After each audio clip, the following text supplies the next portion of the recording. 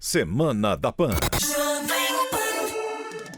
Olá, sejam bem-vindos à Semana da Pan. Eu sou o Vitor Brown e apresento aqui um resumo dinâmico de tudo o que foi destaque na nossa programação. Na terça-feira, o ex-presidente Lula afirmou em uma live que é possível enxergar pontos positivos na pandemia de coronavírus ao comentar o papel do Estado frente à crise. A declaração do petista foi comentada em Os Pingos nos Is. O ex-presidiário Lula aproveitou para enaltecer o que entende ser um efeito positivo da pandemia. Em entrevista por videoconferência nesta terça-feira ao jornalista Mino Carta, da revista Carta Capital, Lula celebrou o surgimento da Covid-19 para demonstrar a necessidade da presença do Estado. Quando eu vejo, essas pessoas acharem bonito que tem que vender tudo que é público, que o público não presta nada, ainda bem que a natureza, contra a vontade da humanidade, criou esse monstro chamado coronavírus, porque esse monstro está permitindo que os cegos enxerguem, que os cegos comecem a enxergar, que apenas o Estado é capaz de dar solução a determinadas crises. O petista criticou as dificuldades no acesso ao auxílio emergencial de R$ 600, comparando a reação de Jair Bolsonaro na crise à atuação do presidente dos Estados Unidos, Franklin Roosevelt, que governou de 1933 até a Segunda Guerra Mundial. Imagina quando o Roosevelt teve que decidir entrar na Segunda Guerra Mundial. Você acha que ele estava preocupado com o orçamento da União? Você acha que ele estava preocupado com o déficit fiscal? Você acha que ele estava preocupado se o Tesouro ia falir ou não? Ele tinha que construir arma para poder vencer a guerra. Condenado 2 vezes em segunda instância na Lava Jato, Lula está solto desde novembro e, mesmo isolado, tem aproveitado aparições com aliados e entrevistas a jornalistas amigos para fazer oposição ao governo Bolsonaro. Hoje, vendo a repercussão ruim da fala, o ex-presidiário tentou consertar as coisas. Eu, na verdade, ao invés de falar a palavra ainda bem, se eu tivesse falado a palavra infelizmente, talvez não tivesse tido nenhum problema. Eu, na verdade, tentei utilizar uma palavra para explicar, que depois de tão menosprezado no Brasil, o SUS, desde a sua criação em 88, é no auge da crise que a gente começa a descobrir a importância. Bom, aí a fala do ex-presidiário Lula. Vamos lá, Augusto. Entendeu aí a primeira fala e ficou convencido com o pedido de desculpas na sequência? Olha, a cabeça do Lula é o que eu chamo de cabeça baldia, né? Você vai jogando coisas lá dentro, então você tem detritos, alguma coisa aproveitável, pouquíssima. Coisa aproveitável, você tem muito lixo, né? Papel sujo, tudo na cabeça dele. E ele assimila muito mal essas coisas. Ele, para começo de conversa, não sabe de que presidente Roosevelt está falando. Se é o primeiro, se é o da guerra, se é o da guerra contra Cuba, se é o da Segunda Guerra Mundial, ele não sabe, alguém soprou, né? E ele vem com essa de fé na guerra, não querer saber porque tinha o que gastar, é quase igual, né? Os Estados Unidos, que são a única superpotência do planeta, em todos os sentidos, os Estados Unidos são parecidíssimos com os Estados Unidos do Brasil, né? Igualzinho. Nós temos tanto dinheiro quanto eles. Segundo, ele diz a palavra ainda bem. Daí o que é uma cabeça baldia. O Lula, que agora ele lê muito, né? Lê romancistas russos, faz prefácios de livro, ele não sabe a diferença entre palavra e uma expressão. São 2 palavras, Lula. É uma expressão, o ainda bem. E falou ainda bem, sim, porque quem torce ele pensou que ainda bem, vai corrigir agora, porque quem torce pelo pior melhor é sócio do vírus. Então ele gosta que venha o vírus para provar que é preciso do Estado, não pode ficar vendendo bens públicos. Por quê? De repente vendem a Petrobras e ele não pode fazer o petrolão. Ele foi para a cadeia pelo modo como ele tratou os assuntos de Estado. Ele confunde o dinheiro público com o dinheiro dele. Ele privatizou os cofres públicos e foi para a cadeia por ser ladrão, corrupto e lavador de dinheiro. Agora ele vem, precisamos do Estado, o que ele quer? Ele quer de volta a máquina estatal que lhe permitiu enriquecer, arrumar empregos para a família, dinheiro para a família e para os companheiros, fazer o petrolão, fazer o mensalão e chefiar o maior esquema corrupto da história. Então é isso aí. Ele tem como comparsa o vírus chinês. Eles são muito parecidos, eles querem destruir, né? Então, ainda bem. Né? E a contragosto contra a humanidade. Ele reconhece que a humanidade não queria o que ele saúda. É essa a verdade. E aí, Zé Maria, que desastre, hein? Pois é. Ô Vitor, olha, é interessante que o Lula fala ali em cegueira, né? E eu recomendaria o ex-presidente Lula, já que ele está gostando de ler agora, Ensaio sobre a Cegueira, de José Saramago. José Saramago, ele fala exatamente a responsabilidade de quem enxerga diante de uma cegueira coletiva. E esse livro mostra exatamente aquela dúvida de que quem realmente é o cego, né? Quem é o cego? O que é ver? E qual a responsabilidade de você estar vendo uma realidade que os outros não estão vendo esta realidade? O ex-presidente Lula se especializou exatamente nisso, na cegueira. Ele ou é cego intencional, ou aquele que enxerga e não quer ver, ou arrasta atrás de si um grupo de cegos. O velho Sarney falava muito nos políticos da terra arrasada, nos discursos dele. Falava, os dos quanto pior, melhor, falava Sarney.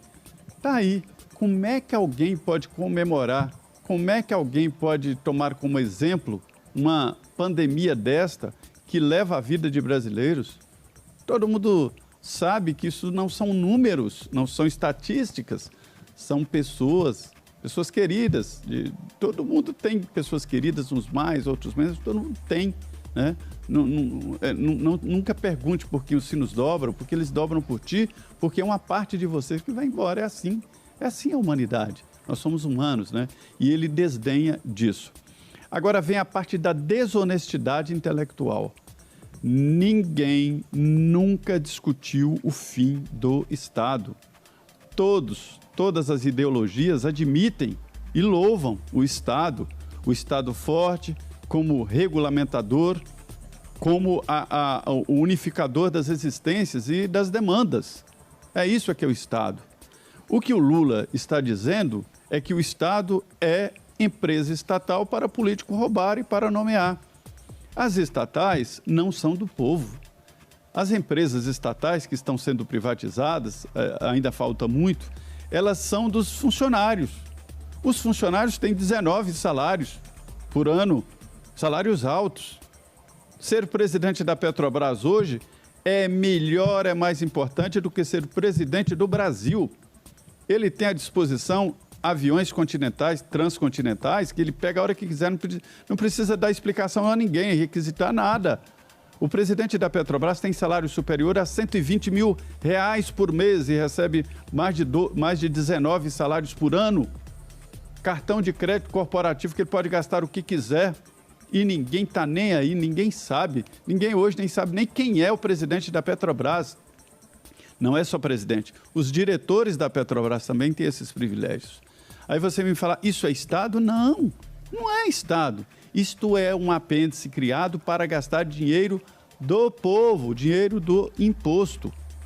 Porque, mas a Petrobras se sustenta. Sim, mas se ela estivesse nas mãos privadas, ela pagaria impostos, e muitos impostos se reverteriam em benefício. E é para isso que existe o Estado. Ninguém, Lula, discute Estado, a existência do Estado.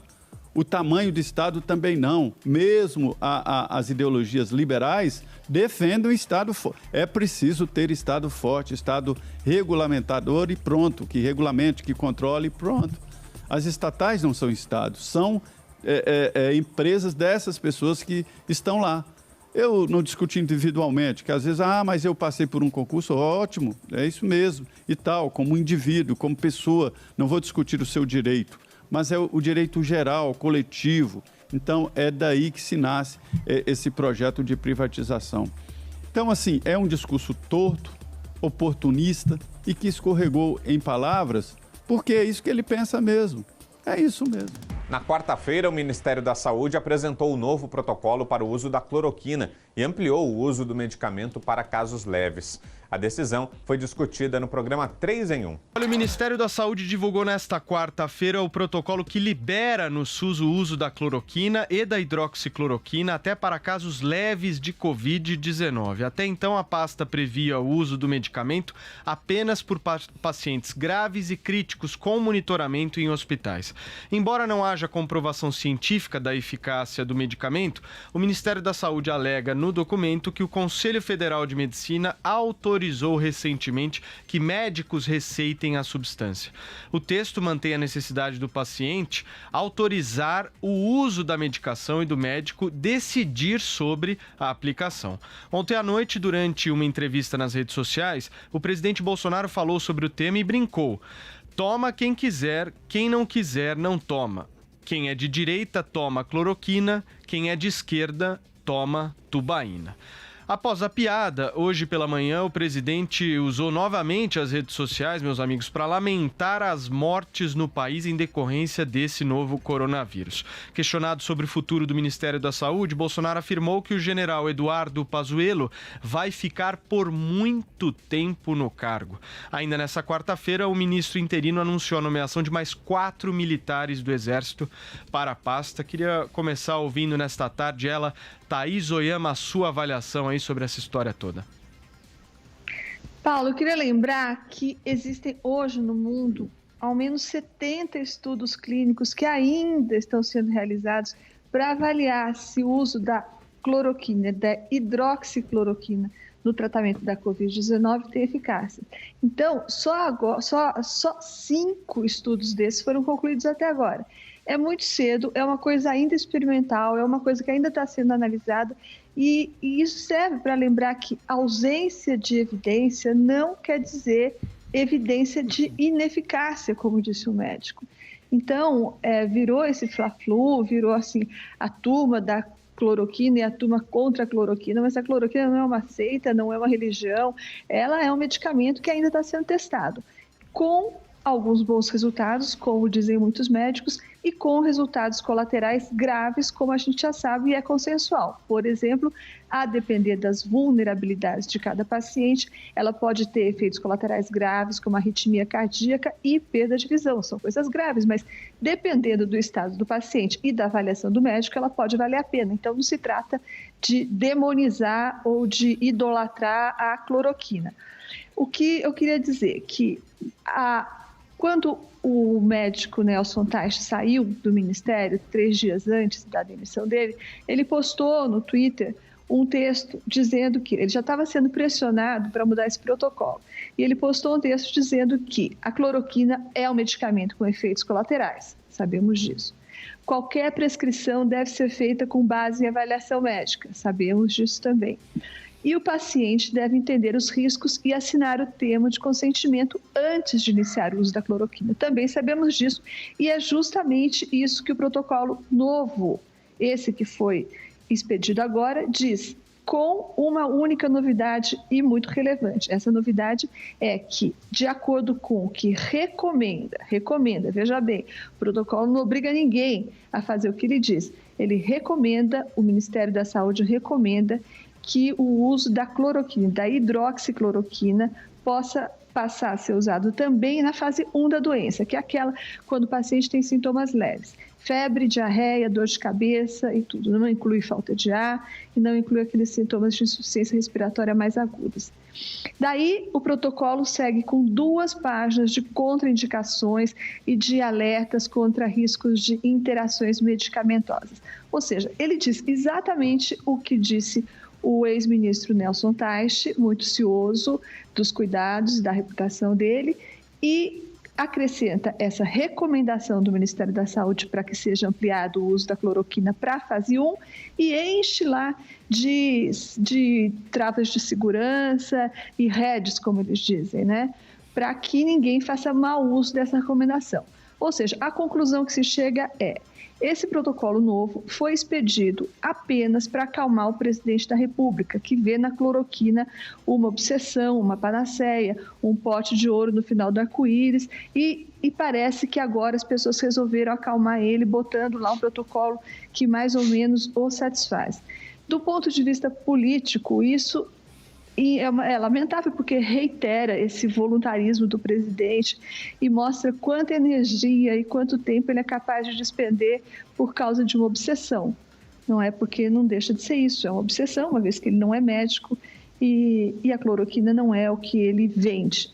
Do ponto de vista prático, por outro lado, eu acho que essa medida tende a ser inócua, porque da mesma forma que a gente lembra, o presidente foi lá inconformado com a história do isolamento, foi lá e baixou um decreto ampliando a lista de atividades essenciais para cabeleireiros, manicures, etc. O que aconteceu? Nada, isso não mudou nada, porque ninguém deu bola, ninguém obedeceu. Os governadores que têm a prerrogativa de determinar isso resolveram simplesmente ignorar, e as palavras do presidente ficaram aí ao vento, sem efeito nenhum. Eu acho que o mesmo vai acontecer com isso, porque trata-se de uma decisão médica, como a gente disse, é uma recomendação, mas cabe aos médicos decidir se cada paciente deve ou não fazer o uso da cloroquina. E não há desejo presidencial que vai fazer ou obrigar algum médico a arriscar a sua consciência e a sua reputação. Então, eu acho que não vai mudar nada. Constantino, você acha que não muda nada esse protocolo também? Concorda com a Thaís? Paulo, eu espero que mude. Eu acho que a decisão é muito boa. Veja, os estudos inconclusivos até agora foram quase todos eles feitos em fases posteriores, já mais grave, o estado do paciente. Enquanto que quem tem defendido a cloroquina, principalmente, tem dito exatamente que a sua eficácia maior é no uso ambulatorial. Quando começam os primeiros sintomas. Vamos lembrar que é um remédio de baixíssimo risco. Cegueira, isso aí é coisa de uso sistemático após 5, 6 anos. É um remédio que tem 70 anos na praça, as pessoas tomam de forma profilática, ou seja, preventiva, quando viajam para a região que tem malária, por exemplo. O presidente Donald Trump, da maior potência do mundo, presume-se que tem a assessoria de médicos razoáveis e tudo, está tomando há 10 dias, assim comunicou.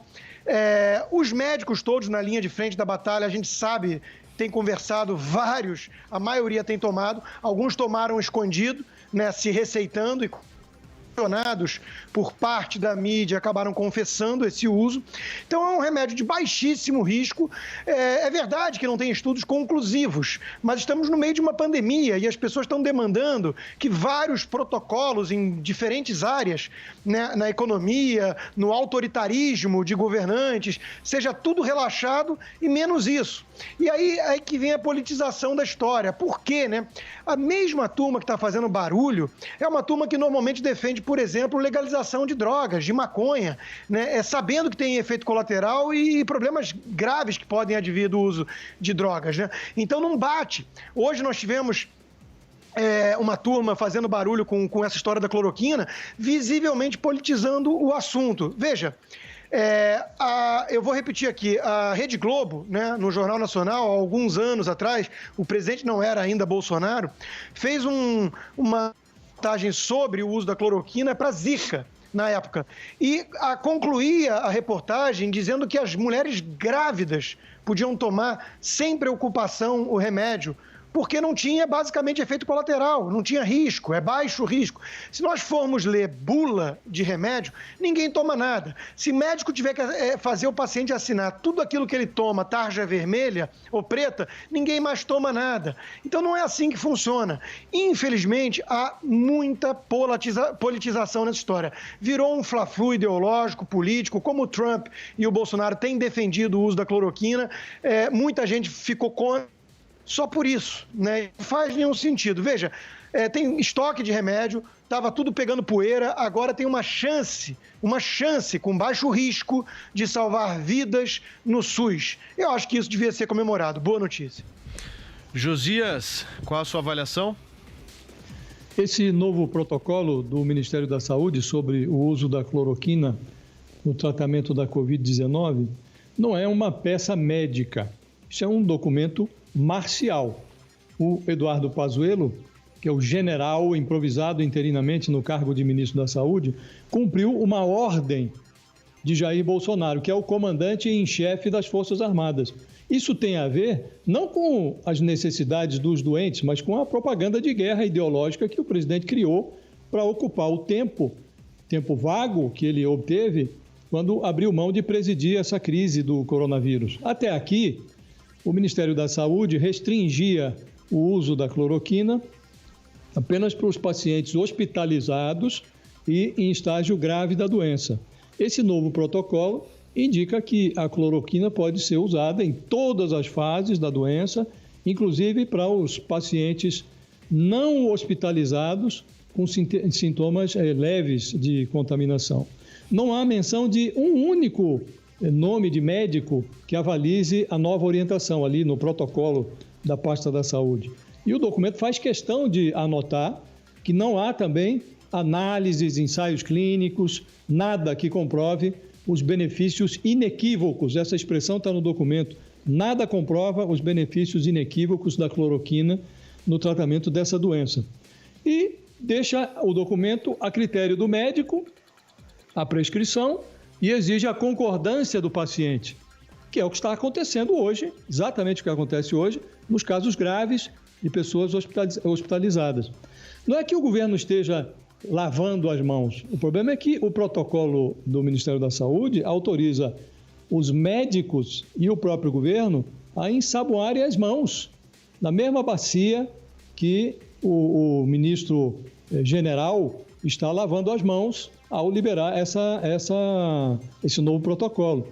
E o protocolo da pasta da saúde ainda esconde o sabonete dos pacientes e dos seus familiares. Se isso fosse levado a sério, o que não deve ocorrer, se alguém amanhã tivesse complicações cardíacas ou hepáticas em função do uso da cloroquina, não poderia nem culpar o governo, os médicos, teria que culpar a si mesmo, porque deu autorização para utilizar o medicamento. A irresponsabilidade do Ministério da Saúde e dos médicos que eventualmente seguissem esse protocolo estaria escorada ali na autorização que foi emitida por ordem do presidente Bolsonaro. Há o risco de judicialização desse protocolo, mas quando anunciou essa medida numa entrevista ontem à noite, o Bolsonaro fez piada, o que mostra de que forma ele encara essa providência que o governo adotou. Quem é de direita, disse ele, toma cloroquina, quem é de esquerda, toma tubaína. Numa hora em que o drama sanitário vai ganhando ali contornos de uma tragédia histórica, o presidente Bolsonaro trata a ciência como ficção científica. O problema é que nessa matéria, a fronteira da imaginação é a realidade.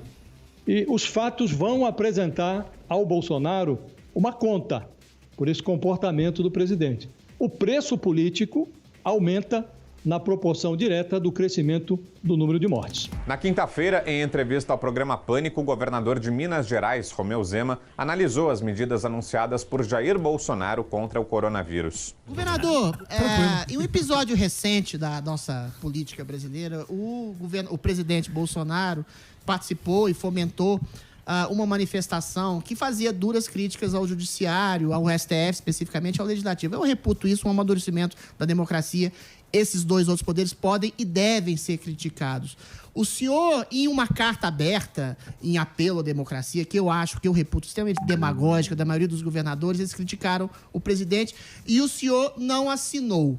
Por que o senhor não assinou? Eu queria emendar. Como é que o senhor percebe a atuação do presidente Bolsonaro em relação ao combate à pandemia? O senhor acha que ele tem cometido erros, deslizes, ou acha que ele está no caminho certo? Pergunta curta. Com relação à pandemia, nós temos visto que vários países têm seguido as orientações da Organização Mundial da Saúde e outros não. A própria Suécia, que é um dos países mais desenvolvidos, com maior renda, com melhor índice de desenvolvimento humano, adotou um caminho diferente. E estão lidando com essa situação de forma satisfatória. Eu concluiria que o coronavírus é algo que nós vamos ter uma conclusão sobre ele, como ele transmite, como ele age em crianças e outras questões que ainda estão numa área cinzenta, talvez daqui 1 ano, 2 anos. Temos sim de nos orientarmos pela ciência, mas parece que a ciência ainda não tem total conhecimento sobre essa pandemia. Estamos vendo isso claramente. E não podemos viver de forma isolada para sempre.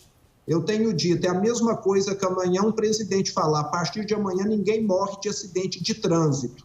Então ninguém pode andar de carro. Será que é a solução? Nós temos de aprender a conviver com o vírus no meio da sociedade. Então, mas é que o Bolsonaro aí, viu, eu não vou concordar com vocês não, porque o Bolsonaro, ele meteu o louco. Eu não compararia, calma, eu não compararia o Bolsonaro com a Suécia. Eu faria a comparação com a Bielorrússia, que ele receitou vodka e sauna. Ele falou, isso aí não é nada. Sauna o Dória faz. Vodka e sauna. Eu não... A Suécia foi uma outra maneira. Tem um probleminha Deixa eu de te falar. Bolsonaro. Eu sei, mas é o exemplo. O problema dele de comunicação é ruim, realmente. O que a gente discute aqui não é um modelo ou um outro. Isso aí também é discutível porque é o que o governador falou. A gente só vai saber daqui 2 anos como é que foi tudo isso. Estão feitas agora. Mas também... Com certeza. O jeito, né? O jeito, a forma de se expressar, o vocabulário de muitas palavras, né? E eu acho também que a maioria das pessoas não concordou muito com aquilo, de meter o louco. É isso, Zema? Ou não? Ou passei o pano? Olha o paninho aqui, ó. Com um inimigo desconhecido, é bom a gente não abusar e não menosprezá-lo. É o que nós temos feito aqui. E talvez em algum momento o governo federal se colocou numa posição de que não é nada que possa causar intranquilidade, mas é algo sim perturbador que envolve realmente uma ação conjunta da sociedade e do Estado. Não podemos menosprezar esse inimigo de forma alguma. Claro. Nós, como eu disse há pouco, ainda não sabemos exatamente como ele procede. O Pânico também entrevistou o prefeito de São Paulo, Bruno Covas, que fez um balanço do rodízio ampliado de veículos que durou 1 semana. Ô Bruno, é muito fácil ser um Paulo Pitaco, ficar agora falando de errar, né? Mas a questão do rodízio parece que me pegou mal, você voltou atrás e promove mais aglomerações. O que aconteceu? Que foi a maior polêmica, a última polêmica aí com a cidade de São Paulo. Nós conseguimos, com o rodízio, tirar 1.200.000 carros de circulação. Eram 3 milhões e 200 carros circulando, caiu para 2 milhões. Nós conseguimos, com a ampliação da frota de ônibus, dar conta do recado, mas, infelizmente, o Estado não conseguiu ampliar a sua frota de trem e metrô. 25% da frota de trem e metrô está parada por falta de operador. E, ao final das contas, a gente teve um acréscimo no índice de isolamento na cidade de São Paulo, quando a gente mediu de segunda a sexta da semana do rodízio com a segunda a sexta da semana anterior, de algo em torno de 1,5% apenas. Então, apesar de todo o esforço que foi feito de tirada de veículos, de ampliação de ônibus circulando, a quantidade de pessoas que continuou a circular pela cidade de São Paulo, seja de trem, seja de metrô, de táxi, de Uber, a pé, de bicicleta, ela continuou alta. Então não tinha sentido a gente continuar a exigir um esforço sobre-humano da população, com um rodízio muito mais rígido do que a gente já estava acostumado, se no final das contas, depois de 1 semana, o acréscimo foi de apenas de 46,5% para 48% no índice de isolamento da cidade. Então, não tinha muito sentido continuar com o rodízio. Então não deu certo porque faltou colaboração do Estado, prefeito? Não deu certo, faltou colaboração das pessoas. As pessoas continuaram a sair dentro de casa, as pessoas continuam a circular.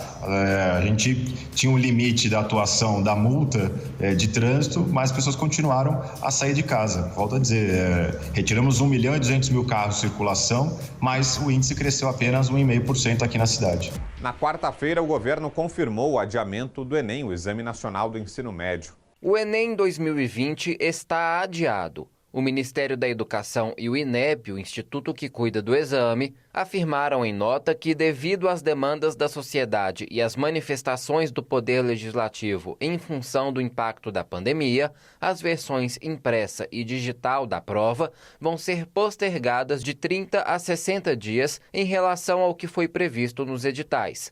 As datas iniciais seriam os dias 1º e 8 de novembro. Depois, o presidente Jair Bolsonaro também confirmou a mudança. Nas redes sociais, publicou que, por conta dos efeitos da pandemia de Covid-19 e para que os alunos não sejam prejudicados, decidiu pelo adiamento juntamente com o presidente da Câmara. A decisão foi analisada no Morning Show. Vamos só passar para o Vini agora para a gente comentar um pouquinho aí toda essa repercussão em relação a esse adiamento do Enem. Vini, você tem mais informações para nós?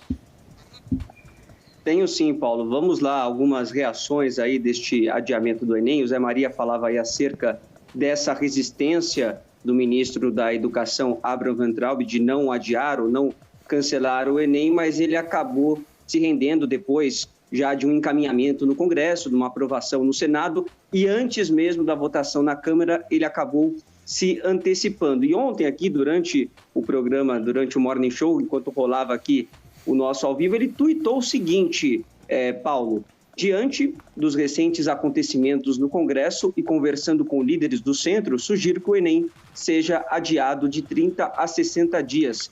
Peço que escutem os mais de 4 milhões de estudantes já inscritos para a escolha da nova data de aplicação do exame. Foi essa primeira manifestação aí confirmando este adiamento por parte do ministro da Educação, Abraham Weintraub. O presidente da Câmara dos Deputados, o Rodrigo Maia, também se manifestou pelo Twitter e disse o seguinte: o adiamento do Enem é uma vitória da mobilização da comunidade da educação, principalmente estudantes e professores da rede pública. Agora teremos mais tempo para reduzir as enormes desigualdades do ensino trazidas pela pandemia. E o senador Randolph Rodrigues, que é o líder da oposição no Senado e participou desta aprovação, portanto, no Senado, também comemorou. Pelo Twitter ele disse: vitória dos estudantes. Depois de muita mobilização, pressão e uma derrota histórica no Senado, Bolsonaro teve que ceder. Mas não vamos parar. Queremos a aprovação do projeto que adia o Enem até o final da calamidade e que seja automático em outras situações similares. E olha, Paulo, quando o Randolph fala em votação histórica, ele tem razão, até porque apenas um senador foi contrário a este adiamento, este senador, o filho do presidente Jair Bolsonaro, o Flávio Bolsonaro. E o irmão do ministro Abraham Weintraub, o Arthur Weintraub, que também é assessor do presidente Jair Bolsonaro, resolveu lacrar no Twitter, Paulo. Olha só a piadinha que ele fez. Ele diz o seguinte: esquerda, estudantes não têm internet e não podem estudar para o Enem. Esquerda também. Estudantes se mobilizaram e, com articulação pelo país, adiaram o Enem. Aí ele pergunta: os estudantes têm o poder de se articular pelo país usando a internet, mas não podem usar a internet para estudar para o Enem? Foi o questionamento aí do Arthur, que foi retuitado pelo seu irmão, o ministro Abraham Weintraub. E aí, Paulo, nós temos também a manifestação de entidades estudantis importantes, no caso a UNE e a UBS, que assinaram uma nota conjunta e disseram o seguinte: a votação no Senado e o recuo do MEC e do INEP com o anúncio oficial do adiamento das datas representam grandes vitórias, fruto dessa intensa pressão dos estudantes e mais uma derrota para Bolsonaro e Weintraub, reforçando a incapacidade desse governo de tratar a educação. Hoje, a UBS e a UNE comemoram essa vitória de todos os estudantes e seguem na luta e atentas. E aí, só para jogar para o debate aí entre vocês e trazer mais elementos para essa discussão, eu quero trazer 2 trechinhos de 2 artigos hoje publicados na Folha e no Estadão. No Estadão foi da Priscila Cruz, que é do Todos pela Educação. Ela diz o seguinte: o enredo que envolve o adiamento do Enem apresenta elementos característicos desse governo. A constante disputa com aqueles que consideram inimigos, a gestão pautada por escolhas ideológicas e a completa falta de capacidade técnica para colocar em prática políticas bem desenhadas e implementadas. De certa forma, os 2 primeiros constituem o diversionismo para esconder o terceiro, mas também são a expressão mais forte dos propósitos das lideranças atuais dessa gestão. E para finalizar, o Alexandre Schneider, que foi ex-secretário municipal de Educação aqui em São Paulo, escreveu um artigo para a Folha e ele disse o seguinte: em tempos normais, os estudantes das escolas públicas já disputam as vagas nas universidades em condições mais adversas que seus colegas de escolas privadas. A pandemia e seus desdobramentos já estão ampliando o fosso entre eles. É uma violência submeter adolescentes a um momento tão decisivo de suas vidas sem o devido preparo emocional e de aprendizado. Paulo. Muito bem. Olha, eu queria agora dar o nosso bom dia mesmo para o nosso convidado Denis Russo. Bom dia, Denis. E olha, já vamos começar falando o seguinte, eu já imagino que você desde sempre defendeu esse adiamento, né? Bom dia para você, a palavra está contigo. Bom dia, desde sempre não, né? Desde que ele se tornou inevitável porque tem uma pandemia, não sei se vocês notaram, né? O adiamento era a única coisa que podia ser feito, é o que está sendo feito no mundo inteiro, França adiou, Espanha adiou, Itália adiou, Estados Unidos dá todos os indícios de que vai adiar, todo mundo que tem provas semelhantes estão adiando. No caso do Brasil é mais grave, porque tem uma desigualdade muito grande. Qualquer pessoa que se diga a favor de meritocracia não pode ser a favor de uma prova que define as vagas nas universidades, que dê condições diferentes para os estudantes. O adiamento é uma pena, é uma tragédia. Seria melhor se a gente não precisasse adiar. Talvez a gente não precisasse ter adiado se a gente tivesse o Ministério da Educação. Infelizmente não temos. Os Estados Unidos, por exemplo, que não é um país comunista, eles separaram do orçamento trilhões de dólares para combater os efeitos da pandemia. O Brasil não está fazendo isso. Durante a pandemia, o Brasil está querendo economizar mais dinheiro, cortar gastos públicos.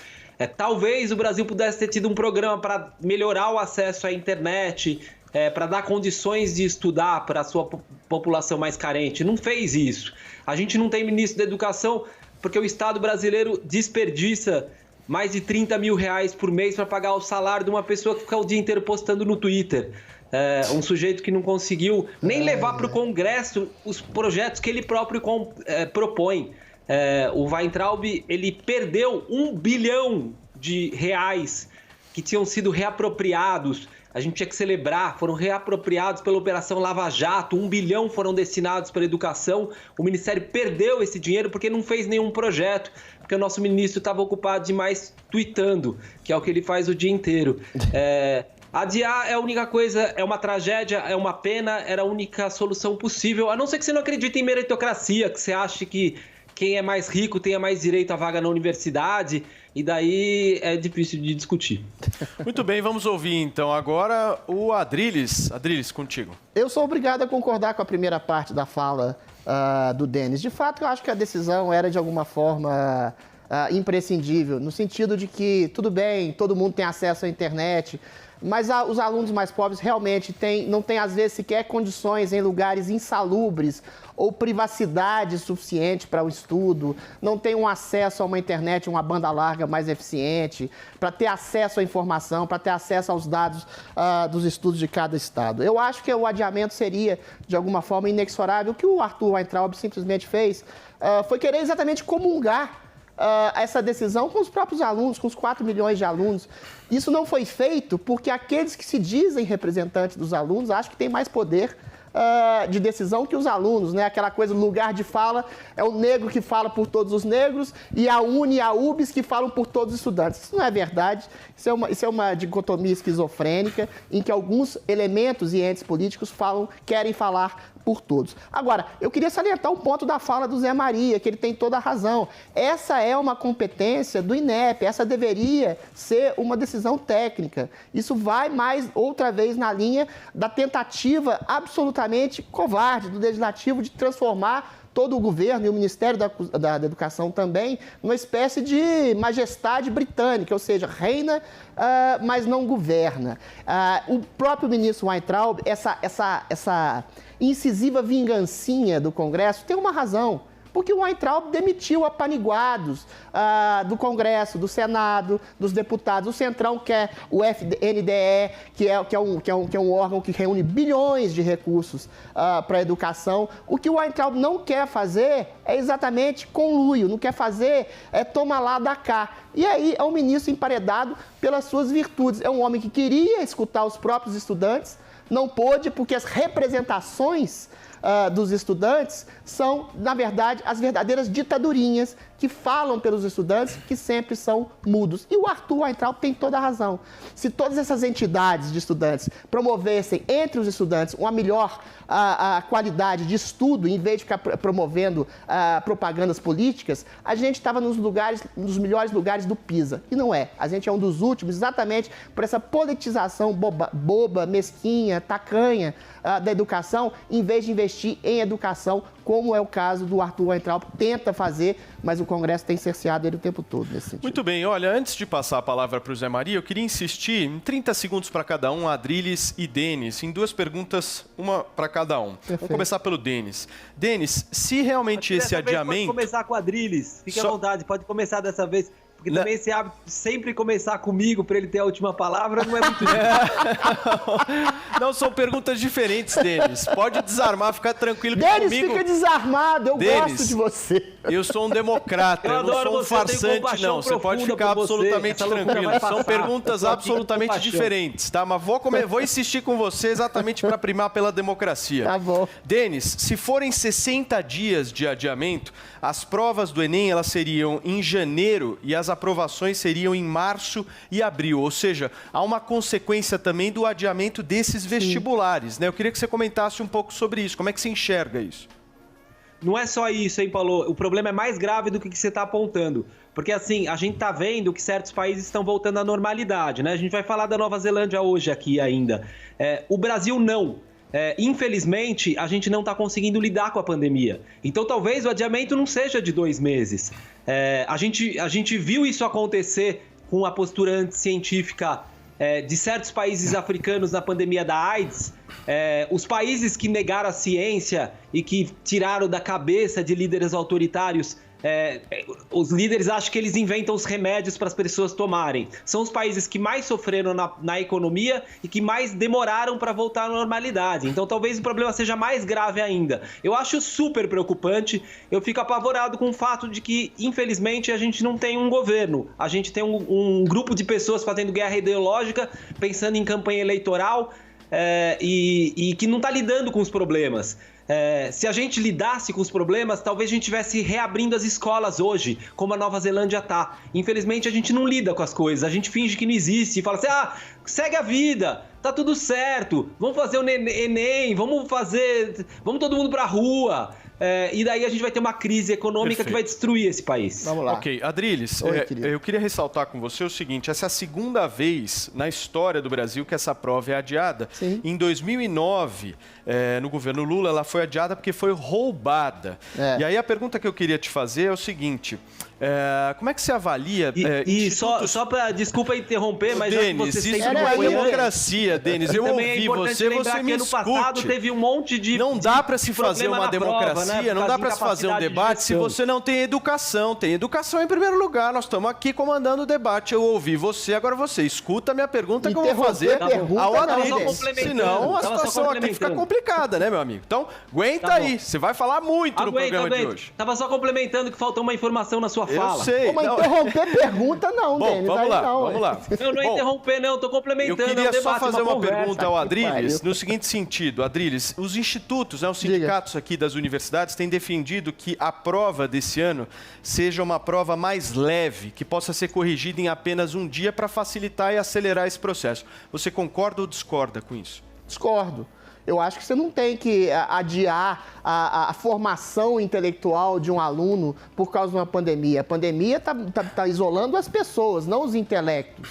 Se há a possibilidade e já há a concretude de um adiamento, as pessoas vão ter possibilidade de estudar dadas as devidas condições. Claro que não em condições iguais, como supõe a utopia da meritocracia, mas é absolutamente, enfim, inócuo você estabelecer uma redução do conteúdo de um Enem. Eu acho que a gente tem que preparar alunos para o melhor, para incentivar o estudo para o melhor dos seus estudos, para o melhor do seu intelecto, para o melhor da formação.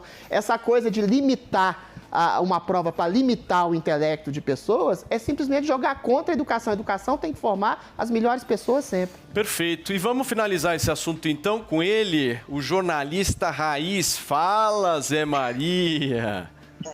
Pois é.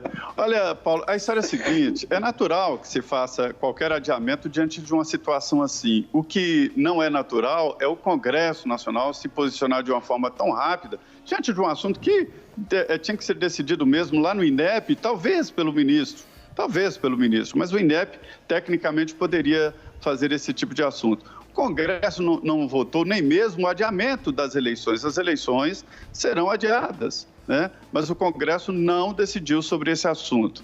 A história é a seguinte, a pandemia chegou e adiou várias coisas importantes. O meu filho se formou agora dentro de um carro, colou grau dentro de um carro, quer dizer, várias coisas foram adiadas. Inclusive casamentos, alguns para bem, outros para mal, mas enfim, o casamento foi adiado, não consegue adiar e até houve antecipação, foi de mortes pelo país. Então a pandemia mudou tudo. Natural o adiamento, tecnicamente, né? E o que é estranho é o Congresso se antecipar a um assunto assim. Na sexta-feira, o MEC adiou o prazo de inscrição do Enem 2020 até 23 horas e 59 minutos de quarta-feira, dia 27 de maio. No cronograma inicial, o processo terminaria às 23 horas e 59 minutos da última sexta-feira. A semana também foi marcada pela saída de Regina Duarte da Secretaria Especial de Cultura. O assunto foi comentado no 3 em 1. O presidente Jair Bolsonaro anunciou nesta quarta-feira a saída da atriz Regina Duarte do cargo de secretária especial de Cultura. Em vídeo publicado nas redes sociais, ao lado de Regina, Bolsonaro afirmou que agora ela assumirá a Cinemateca Brasileira em São Paulo. Vamos dar uma olhadinha nesse vídeo? Olha, pessoal, eu vim aqui perguntar pro presidente se ele está realmente me fritando, porque eu estou lendo isso numa imprensa que eu não acredito mais, mas de qualquer forma, queria que ele me dissesse pessoalmente. Está me fritando, presidente? Regina, toda semana tem 1 ou 2 ministros, né, que, segundo a mídia, estão sendo fritados. O objetivo é sempre destabilizar a gente e tentar jogar o governo no chão. Não vão conseguir jamais refritar você. Não, e olha, gente, deixa eu contar, eu aqui acabo de ganhar um presente que é o sonho de qualquer pessoa de comunicação, de audiovisual, de cinema, de teatro, um convite para fazer Cinemateca, que é um braço da cultura que funciona lá em São Paulo e é um museu de toda a filmografia brasileira, ficar ali secretariando o governo dentro da cultura na Cinemateca. Pode ter um presente melhor que esse? Obrigada, presidente. Pode ter certeza de uma coisa, eu acho que você quer ajudar o Brasil. Sim. E o que eu mais quero é o seu bem pelo seu passado, por aquilo que se representa para todos nós. Ir para a Cinemateca, do lado do teu apartamento, ali em São Paulo, você vai ser feliz e produzir muito mais. Eu fico muito feliz com isso. Chateado porque você se afasta um pouco do convívio nosso em Brasília, mas, o que é difícil para você também. A família está querendo a minha proximidade, eu estou sentindo muita falta dos meus netos, dos meus filhos, a minha família, que é uma coisa a qual eu sempre fui muito ligada. Então, é um presente duplo, é a Cinemateca e é também eu estar próxima da minha família, que é uma coisa que eu estou desejando muito. Vamos começar essa rodada com o Rodrigo Constantino. Qual é a sua opinião, hein, Rodrigo, sobre essa saída que ontem a gente já disse que era muito provável que acontecesse, né? Pois é, Paulo, eles tentaram, né, Regina Duarte e presidente Bolsonaro, fazer do limão uma limonada, né, transformar essa notícia em algo muito positivo, uma decisão pessoal para ficar próxima da família, um presente, assumir a Cinemateca, né, sendo que ela era secretária da Cultura, onde a Cinemateca está embaixo, né, o que já tinha um status menor do que o Ministério da Cultura de antes. Então, tudo isso, para mim, é uma compensação a saída dela, tentando criar uma narrativa melhorzinha e uma espécie de teatro, né? Isso aí pareceu aí muito um teatro. Agora, a Regina Duarte talvez não tenha aguentado mesmo o rojão. A fritura veio em praça pública por parte de uma ala bolsonarista e após aquela entrevista fatídica, né, na CNN Brasil, onde ela realmente estava um pouco empolgada, digamos assim, ela começou a tomar muitas pedradas também da esquerda, da turma do ódio do bem. Aquela que tem um salvo-conduto para desejar o pior para as pessoas, né, esfregar a cara do presidente em asfalto quente, que está sempre liberada pelos pares, né, porque tem salvo-conduto para isso. Então, ela tentou, na minha opinião, e por isso eu vinha elogiando, construir pontes. E ela mesma atacou aqui um ambiente muito raivoso, não é necessariamente na pasta, ela falou na cultura, né? E é, de fato, um ambiente muito raivoso e polarizado, porque se existe essa polarização crescente em nosso país, isso no âmbito da guerra cultural é ainda mais visível. É ali que o bicho pega, né? A turma olavista, por exemplo, quer reverter com 180 graus de inversão o sinal e praticar uma espécie de uso dos instrumentos estatais para promover a cultura da civilização judaico-cristã, chamemos assim, o que é só da boca para fora. Né? Basta ver que o próprio Olavo de Carvalho não é nenhum ícone do que seria desejável para um conservador de boa estirpe. Né? A postura muito diferente disso, da alta cultura, né? Que ele diz representar. E, ao mesmo tempo, a gente sabe que tem lá a máfia do Dendê, como chamava o músico Lobão, né? Que é a turma pendurada aí nas tetas estatais, com lei Rouanet e tudo mais, e que não está aceitando muito bem perder essas boquinhas, né? Então, existe uma guerra por controle do instrumento estatal para a cultura e que eu vejo com muita preocupação, porque eu acho que a partir do momento que a gente começa a confundir a cultura de um povo com aquilo que sai do Estado, a gente já começou errado. A gente já está com a premissa totalmente equivocada. Então, eu valorizo muito a cultura, muito. É o meu lado, inclusive, conservador.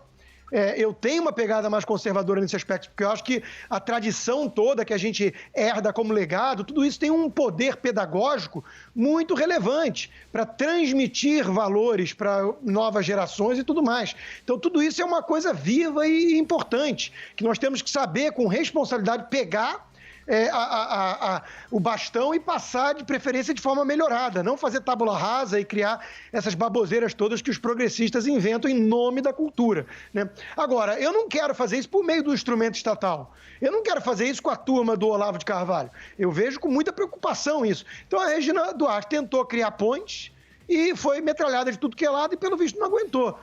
Usou como desculpa aí aquilo que 90% das pessoas que são demitidas ou pedem demissão usam, né? Alega razões pessoais e familiares e vai para perto da família. Eu acho que é mais ou menos isso que aconteceu, dando meu pitaco de fora e sem nenhuma informação privilegiada.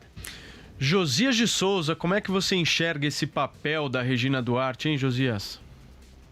A Regina Duarte viveu o papel mais patético da sua vida. Ela fez a vida dela na televisão. Quando ela aceitou o cargo de secretária da Cultura do governo Bolsonaro, ela continuou sob holofotes, mas mudou de núcleo. Saiu daquele ambiente das telenovelas e entrou nos telejornais. Na ficção, ela viveu o seu melhor papel naquela novela Roque Santeiro. Ela foi ali a viúva porcina, aquela que foi sem nunca ter sido. No noticiário, nos telejornais, a Regina Duarte repetiu o enredo. Durante 77 dias, ela viveu a ilusão de comandar a Secretaria da Cultura sem ter sido uma secretária, de fato. Quando recepcionou a Regina Duarte no governo, 1 ano, 2 meses e alguns dias, se não me engano, 4 dias depois de tomar posse, o Bolsonaro já tinha errado 4 vezes nessa área cultural. Ele tinha nomeado e demitido 4 secretários da Cultura. Aí disse lá no dia que impulsou a Regina Duarte que finalmente a Secretaria da Cultura estaria nas mãos de quem entende, de quem realmente entende do assunto. De fato, se comparada com os antecessores, a Regina Duarte representava um avanço, mas não havia a menor segurança de que a gestão dela pudesse ser menos breve do que as anteriores. O próprio Bolsonaro incluiu nesse discurso de boas-vindas uma descortesia. Ele disse na ocasião que a nova secretária ia passar por um período probatório. E aí o discurso de posse da Regina Duarte teve trechos que beiraram a perfeição. Eram tão perfeitos que decretaram a morte dela, a morte política dela. Ela dizia que o propósito, o propósito de ter aceitado o cargo era o de pacificar o setor cultural. Ela deu uma visão que, a meu juízo, é uma visão acertada, de que a cultura é deve ser enxergada como uma geradora de emprego, de renda, de educação, de inclusão social até, e não se deu conta de que para o Bolsonaro a cultura não é senão uma trincheira ideológica. O Olavo de Carvalho, que é o guru dos Bolsonaro, deflagrou uma campanha para derrubar a Regina Duarte no dia seguinte à posse. Então estava claro que aquilo não ia terminar direito. Ironicamente, foi num programa noticioso de televisão, na CNN, que a Regina Duarte trocou o seu figurino, o figurino de telenovela que ela imaginou que ia desempenhar na Secretaria de Cultura, pela nudez política. Ela se desnudou para tentar assumir o papel ideológico que o Bolsonaro esperava dela. Perdeu o respeito que ainda tinha, o pouco respeito que ainda tinha da classe artística, e não ganhou o apreço do presidente, que continuou fritando a Regina Duarte. Aí ela perde o cargo, já bem passada, depois de 77 dias de fritura. Ao aceitar o cargo de chefe da Cinemateca lá de São Paulo, como um prêmio de consolação, a Regina Duarte subverte até o brocardo. Ela parece estar decidida a provar que é errando que se aprende a errar. Então nós vamos agora para o 6º secretário de Cultura e a Regina Duarte, como disse, fez um papel patético e continua. Os próximos capítulos virão na Cinemateca. Ela não sabe nem do que se trata. Ela diz, vamos fazer Cinemateca, como se fosse fazer cinema. Não, ela vai administrar um arquivo de cinema quebrado e com os salários dos funcionários atrasados. O governo não mandou nenhum tostão para a Cinemateca de São Paulo ainda neste ano de 2020. Ela não sabe a encrenca que está entrando. Vamos ouvir agora a opinião da Thaís Oyama sobre essa demissão da Regina Duarte. Thaís? Eu concordo com o Josias e acho, inclusive, que ela saiu de um lugar onde nunca deveria ter entrado, né, Paulo? Porque, para mim, está muito claro, o núcleo do governo Bolsonaro está escorado nessa tal guerra cultural. Isso ficou muito claro com a saída do ministro Sérgio Moro, porque quando o ministro Sérgio Moro saiu, muita gente, inclusive o general Heleno, achavam que o governo ia acabar. E o governo não acabou, e não acabou por quê? Porque o combate à corrupção que o ex-ministro Sérgio Moro personificava, nunca foi o maior pilar, o maior sustentáculo do governo Bolsonaro, né? O maior sustentáculo do governo Bolsonaro é exatamente essa ideia que o Olavo de Carvalho popularizou no Brasil lá pelos anos 2000, que é a ideia de que a esquerda está organizada em torno de um plano maquiavélico para destruir os valores da civilização ocidental.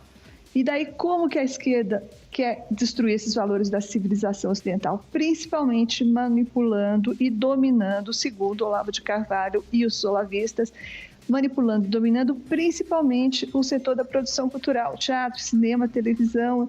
E daí a esquerda, então, trabalha nisso, inoculando nesses setores pautas das minorias, promovendo o que eles chamam de ideologia de gênero, estimulando todo mundo a virar trans, ou pelo menos gay.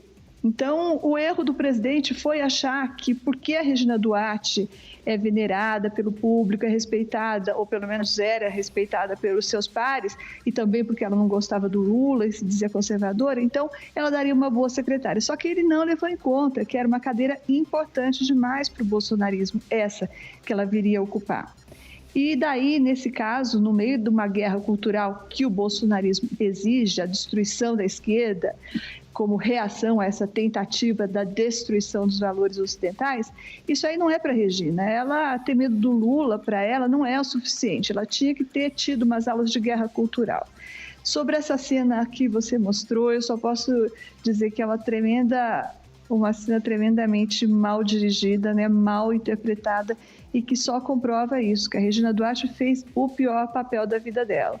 E vai continuar fazendo pelo jeito, porque, como disse o Josias, a Cinemateca é um lugar quebrado e ela vai para lá sem o apoio do governo, sem o apoio da classe artística e sem dinheiro. Então, as chances de dar certo são muito pequenas.